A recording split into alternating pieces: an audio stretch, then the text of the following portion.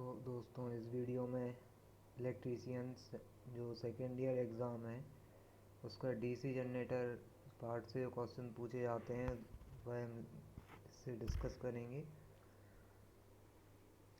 तो इससे पहले वाले पार्ट में हमने और कुछ क्वेश्चन जो थे वो देखे थे।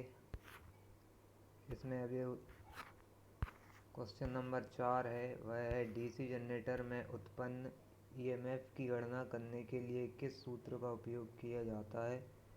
तो डीसी जनरेटर में उत्पन्न ईएमएफ की गणना के लिए जो सूत्र होता है वह रहता है उत्पन्न EMF equal pi Z N upon 60 into P upon A volt.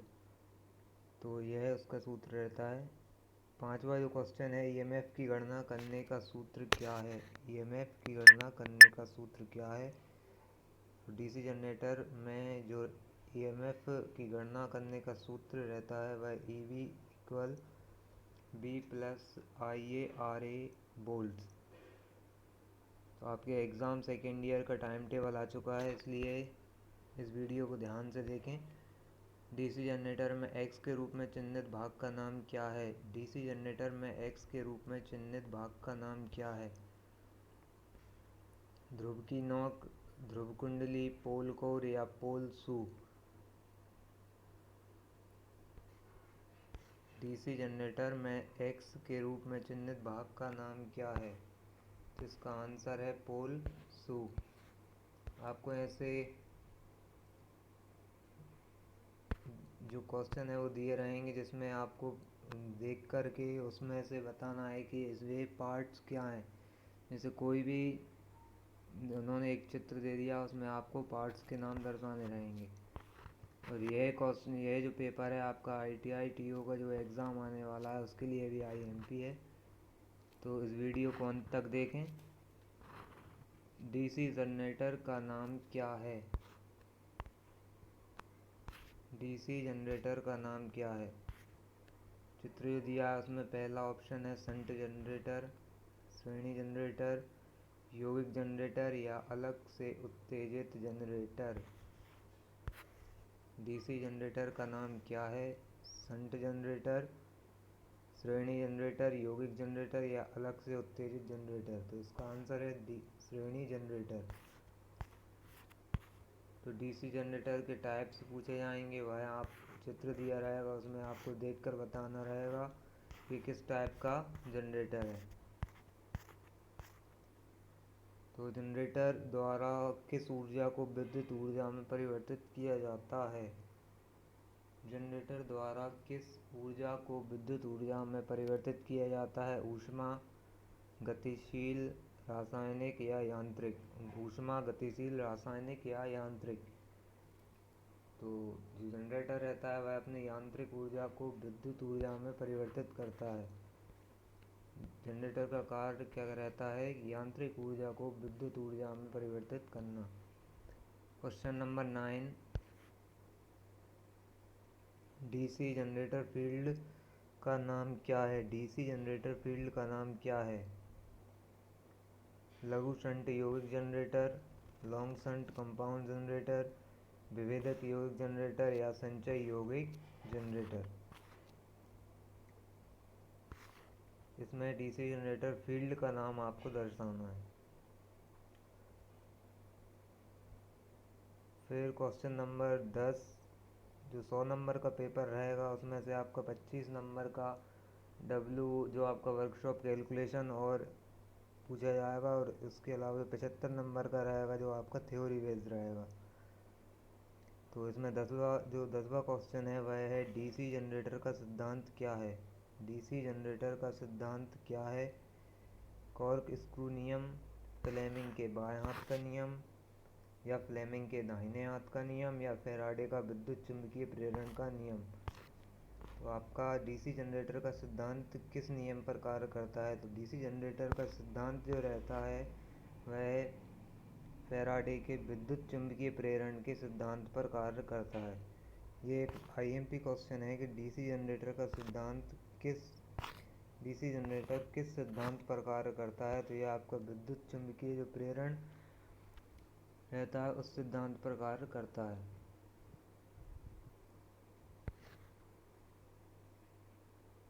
गतिशील रूप से प्रेरित ईएमएफ के लिए सूत्र क्या है? गतिशील रूप से प्रेरित ईएमएफ के लिए सूत्र क्या है? VLV वोल्ट, VLV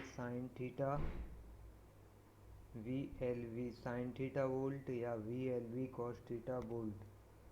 तो इसका आंसर है VLV sin थीटा वोल्ट। गतिशील रूप से प्रेरित ईएमएफ के लिए सूत्र क्या है? VLV sin theta volt. चुंबकीय क्षेत्र की दिशा ज्ञात करने के लिए किस नियम का उपयोग किया जाता है? चुंबकीय क्षेत्र की दिशा ज्ञात करने के लिए किस नियम का उपयोग किया जाता है? तो इसका ऑप्शन है कार्क-स्क्रू नियम, दाहिने हाथ की हथेली का नियम, या फ्लेमिंग के बाएं हाथ का नियम, या फ्लेमिंग के दाहिने हाथ का नियम। तो चुंबकीय क्षेत्र की दिशा ज्ञात करने के लिए कौन सा रूल है वह उपयोग किया जाता है? तो इसका आंसर है फ्लेमिंग के दाहिने हाथ का नियम। क्वेश्चन नंबर 13, डीसी जनरेटर क्षेत्र की दिशा के लिए हो गया आपका राइट हैंड रूल। अगला क्वेश्चन है डीसी जनरेटर के भाग का नाम क्या है? डीसी जनरेटर के भाग का नाम क्या है? स्टेटर, ध्रुव कोर, पोल शू, या योक, या फ्रेम। आपका जो चित्र में दिया गया है ये डीसी जनरेटर का एक पार्ट है, तो ये आपको बताना है कि ये पार्ट का नाम क्या है। तो इसका आंसर है योक या फ्रेम। तो डीसी जनरेटर का जो फ्रेम रहता है वह चित्र में दर्शाया गया है। अगला question number 14, 4 pole DC generator के डुप्लेक्स लैप वाइंडिंग में कितने समानांतर रास्ते हैं? 4 पोल डीसी जनरेटर के डुप्लेक्स लैप वाइंडिंग में कितने समानांतर रास्ते हैं? तो इसका आंसर है 8। तो आपका जो बाइंडिंग से संबंधित है, single lap binding, duplex binding, इससे एक या दो क्वेश्चन आपका सिलेबस के अनुसार आता है। अगला क्वेश्चन है डीसी जनरेटर के भाग का नाम बताइए। क्वेश्चन नंबर 15, डीसी जनरेटर के भाग का नाम बताइए। Side end plates, pole shoe lamination, commutator खंड, या armature core lamination. DC generator के भाग का नाम है, ये तो जो आपका दिया है इसका आंसर है आर्मेचर कोर लेमिनेशन। तो आप नोटबुक में इन क्वेश्चंस को नोट करते जाएं, या इस वीडियो को आप डाउनलोड भी कर सकते हैं जो एग्ज़ाम के लिए आप, यदि आपको उपयोगी लगे तो। क्वेश्चन नंबर 16, डीसी जनरेटर में इंटरपोल कैसे जुड़े होते हैं? क्वेश्चन नंबर 16, डीसी जनरेटर में इंटरपोल कैसे जुड़े होते हैं? आर्मेचर के साथ श्रृंखला में, आर्मेचर के साथ समानांतर में, या शंट फील्ड के साथ श्रृंखला में, या शंट फील्ड के साथ समानांतर में। 16A, इसका आंसर है ए, आर्मेचर के साथ श्रृंखला में। तो डीसी जनरेटर में जो इंटरपोल रहते हैं वह सीरीज क्रम में जुड़े हुए रहते हैं। एक स्वयं उत्तेजित डीसी जनरेटर में अपशिष्ट चुंबकत्व की आवश्यकता क्या है? एक स्वयं उत्तेजित डीसी जनरेटर में अपशिष्ट चुंबकत्व की आवश्यकता क्या है? वोल्टेज का निर्माण करे, फील्ड करंट कम करे, आर्मेचर करंट कम करे, या आउटपुट वोल्टेज बनाए रखे। तो जो आपका अपशिष्ट चुंबकत्व जो रहता है, स्वयं उत्तेजित अपशिष्ट चुंबकत्व वोल्टेज का निर्माण करता है। क्वेश्चन नंबर 18, डीसी मशीनों में वे कौन से दो बिंदु हैं जो ब्रश संपर्क प्रतिरोध को मापते हैं? डीसी मशीनों में वे कौन से दो बिंदु हैं जो ब्रश संपर्क प्रतिरोध को मापते हैं? विपरीत ब्रश के बीच प्रतिरोध, ब्रश और कम्यूटेटर राइजर के बीच प्रतिरोध, ब्रश और कम्यूटेटर के बीच प्रतिरोध, या ब्रश और आर्मेचर कंडक्टर के बीच प्रतिरोध। तो डीसी मशीनों में ब्रश संपर्क प्रतिरोध को मापते हैं, तो इसका आंसर है ब्रश और कम्यूटेटर के बीच प्रतिरोध।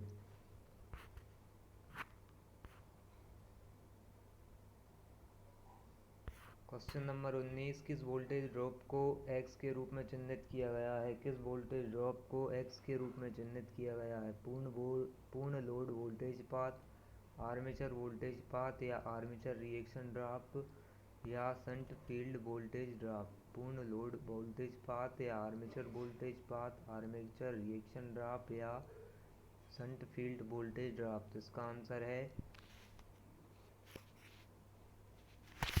Armature reaction drop. Armature reaction drop जो है वह वोल्टेज ड्रॉप एक्स के रूप में चिह्नित है।